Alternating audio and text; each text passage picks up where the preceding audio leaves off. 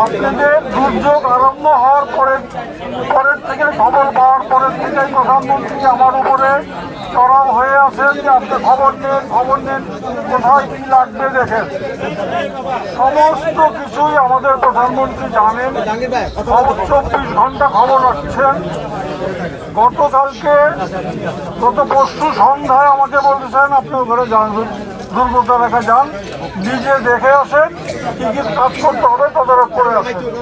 সেই হিসাবে কিন্তু আসা প্রধানমন্ত্রী আমাকে পাঠাইছেন আপনাদেরকে দেখার জন্য। আমরা এমন একজন প্রধানমন্ত্রী পেয়েছি যিনি 24 ঘন্টায় দেশের ভালো করার জন্য চেষ্টা করতেছেন। আপনাদের এখানে এই বন্যার মধ্যে আমরা সরকার থেকে কিছু ত্রাণ দিয়েছি, 20 মেট্রিক টন চাল আর 2.5 লাখ টাকা। ওনার সঙ্গে কথা বললাম, এইটা আগামী 2-3 দিন ওনার চলবে। 2-3 দিনের পরে যা লাগবে ওনাকে আমি বলে গেছি, উনি আমাকে ফোন করলেই বরাদ্দ দিয়ে দেব। আমরা আপনাদের সঙ্গে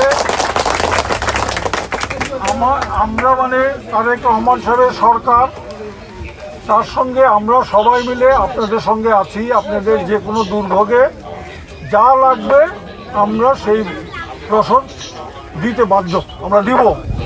আপনারা দোয়া করেন আমরা যেন আপনাদের এই খেদমতটা করতে পারি। আপনাদের যে কোনো অসুবিধা, এইখানে টিওনো সাহেব আছেন আর আপনাদের এমপি সাহেব আছেন।